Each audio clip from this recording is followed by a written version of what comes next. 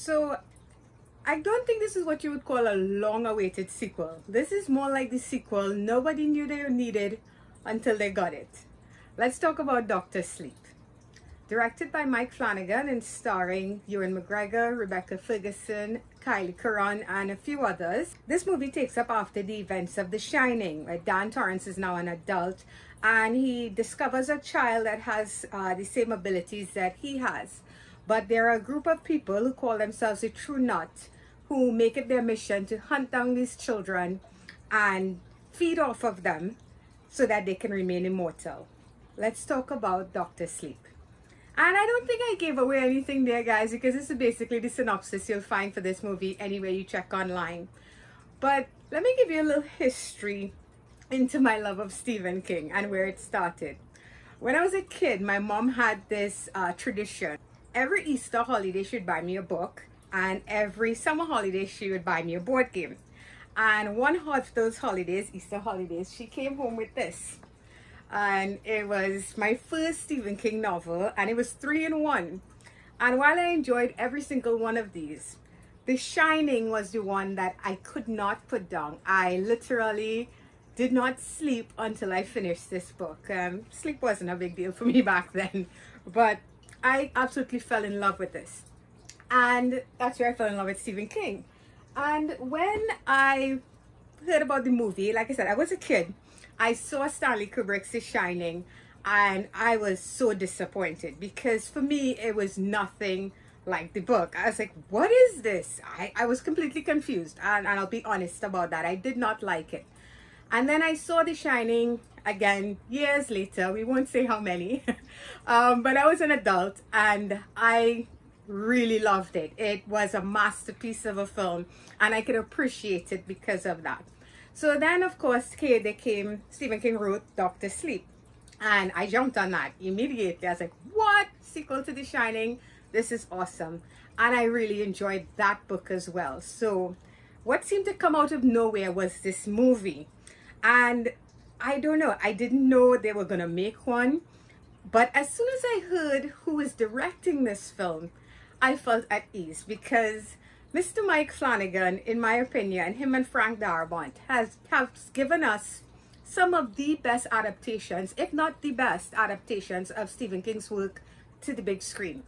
And recently, he has directed my second favorite of all time Stephen King novel, Gerald's Game, on Netflix, very successfully. So when I heard he was going to be the one behind this, I was not worried. But did he live up to my expectations? Well, yes, he did. First of all, let's talk about that aspect of this film: directing, pacing, editing, that stuff that goes together. And I'm very happy to say, even though this movie is 2 hours plus long, I never felt the weight of the time on this movie.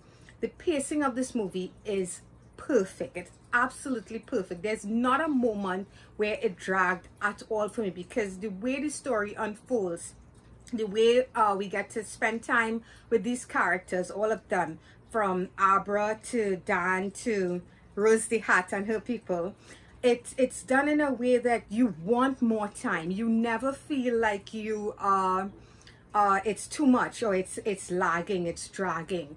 The visuals do lend to the original story, but it also creates its own world and does its own thing. There's some wonderful visuals in this, especially when people are shining. The way they show that, the way they visualize those abilities, I would have never thought to do it like that, and it's brilliant. Honestly, it's some of my favorite sequences in this film. And of course, you have the sound design and the score, and the score for this is so haunting. It does, of course. Now you're gonna hear me referring back to The Shining, the Stanley Kubrick's The Shining, while I'm talking about this, but overall I think that's a good thing. The score does touch on that. There's especially that big moment where, of course, we get that theme kicking in.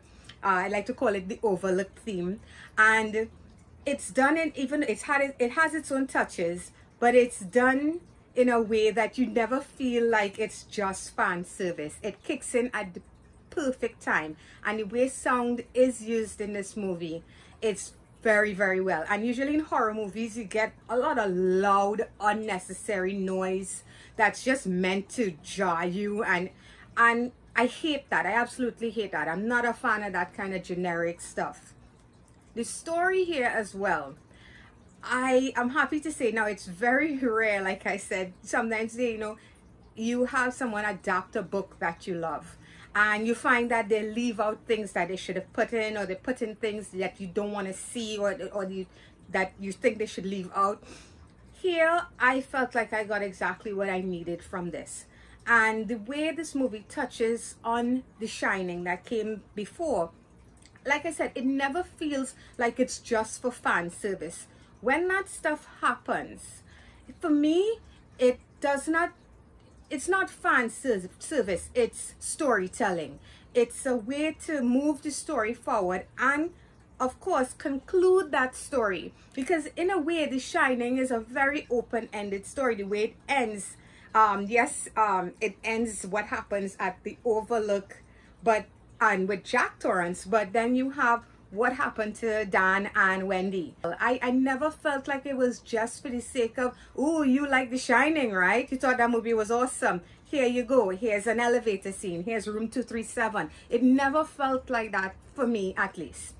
With the exception of maybe one little thing, but I'll get into that in my negatives. The acting here, guys, everybody brought their A game, but I have to.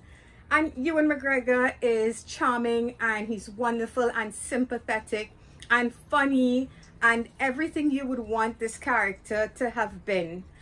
But putting him aside for a second, my standouts have to be Rebecca Ferguson as Rose the Hat, and Kylie Curran, I hope I'm pronouncing her last name correctly, the young actress playing Abra. Oh my God, that child is talented. Wow. You know, children actors, they usually tend to go overboard emotionally. They think if they have to act scared, they have to act ridiculously scared, or if they're sad, they're super sad. This child is a wonder. She's so good in this role. Every time she does anything, her lines, her moments with Ewan McGregor, everything just feels comfortable and wonderful, and she's an amazing young talent. What she delivers here is a stellar performance, and kudos to her, because she went up against two very, very talented actors, Ewan McGregor and Rebecca Ferguson. Who might I say? Now, first of all, I fell in love with Rebecca Ferguson's acting when I saw her in Mission Impossible. I was like, yes, we finally get a formidable female action hero in the Mission Impossible franchise. And I just followed everything she did after that. And to see her here as Rose the Hat, these villains, by the way, this entire group, the True Knot, while we don't get, one of the negatives might be that some people might say, well, we don't spend enough time getting to know each and every one of these characters. I didn't feel that was necessary.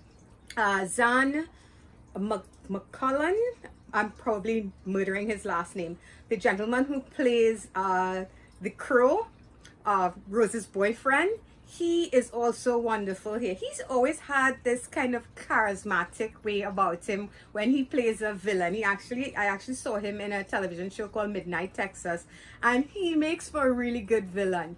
And the thing about these characters is that they're not just cookie cutter bad guys, at least not the main ones, not Rose, not Crow. These characters are the type of villains where you totally despise what they're doing. You absolutely despise what they're doing. But they have that charisma and that charm about them that makes you enjoy seeing them on screen. As twisted as and as horrible as what they're doing, and when you finally see what they're doing revealed in all its gory glory, it's a nightmare. But still, they are such fun bad guys. And we don't get enough of this in horror movies.